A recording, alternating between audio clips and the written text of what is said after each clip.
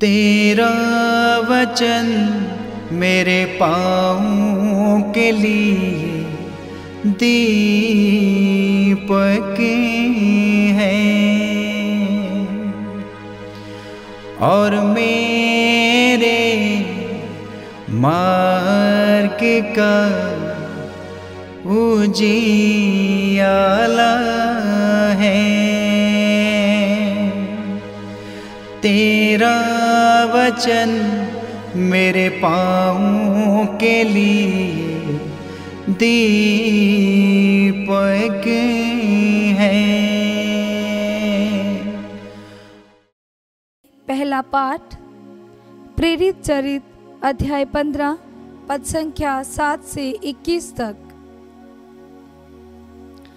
जब बहुत वाद विवाद हो चुका था तो पेत्रुस ने उठकर ये कहा, भाइयों, आप जानते हैं कि ईश्वर ने पिछले दिनों आप लोगों में से मुझे चुनकर निश्चय किया है कि गैर यहूदी मेरे मुख से सुसमाचार का वचन सुने और विश्वास करें।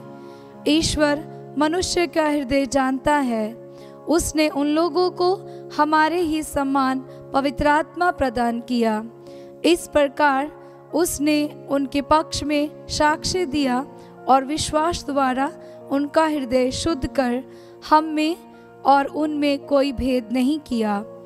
जो जुआ ना तो हमारे पूर्वज ढोने में समर्थ थे और ना हम, उसे शिष्यों के कंधों पर लाद कर आप लोग अब ईश्वर की परीक्षा क्यों लेते हैं?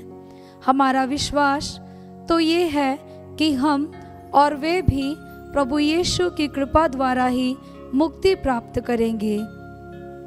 सब चुप हो गए और वे बरनबास तथा पौलुस की बातें सुनते रहे, जो उन चिन्हों तथा चमत्कारों के विषय में बता रहे थे, जिन्हें ईश्वर ने उनके द्वारा गैर यहूदियों के बीच दिखाया था।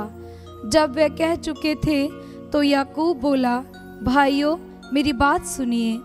सिमोन ने हमें बताया कि पिछले दिनों ईश्वर ने किस प्रकार गैर यहूदियों में से अपने लिए एक प्रजा चुनने की कृपा की है।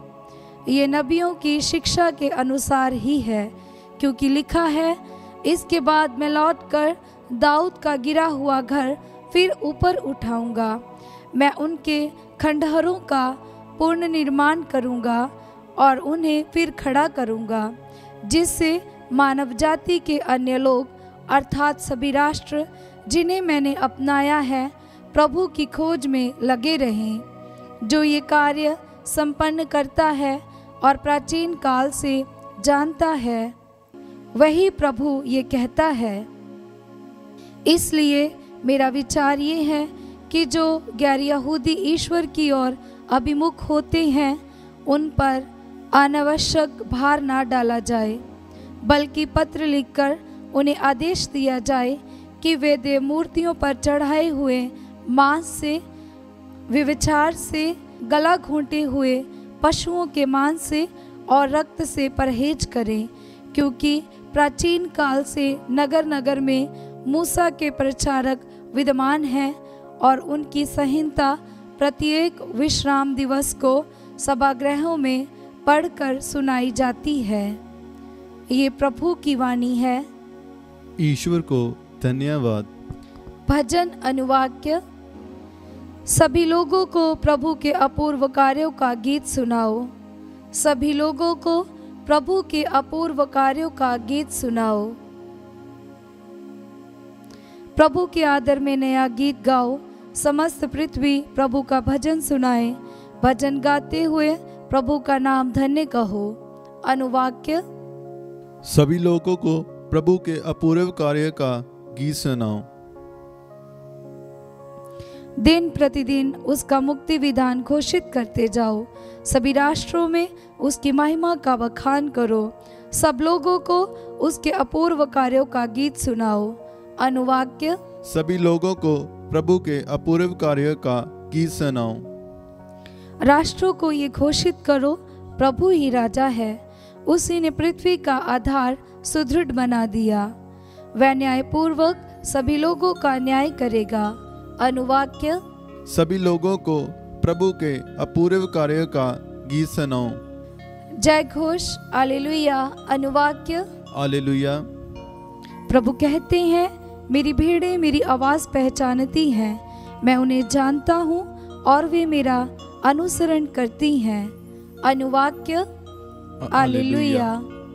संत योहन के अनुसार पवित्र सुसमाचार अध्याय 15 पद संख्या 9 से 11। यीशु ने अपने शिष्यों से ये कहा, जिस प्रकार पिता ने मुझे प्यार किया है उसी प्रकार मैंने भी तुम लोगों को प्यार किया है। तुम मेरे प्रेम में दृढ़ बने रहो। यदि तुम मेरी आज्ञाओं का पालन करोगे तो मेरे प्रेम में दृढ़ बने रहोगे। मैंने भी अपने पिता की आज्ञाओं का पालन किया है और उसके प्रेम में दृढ़ बना रहता हूँ। मैंने तुम लोगों से ये बातें कही हैं जिससे तुम मेरे आनंद के भागी बनोगे और तुम्हारा आनंद परिपूर्ण हो। ये प्रभु का पवित्र सुसमाचार है। ख्रीस्त की जय।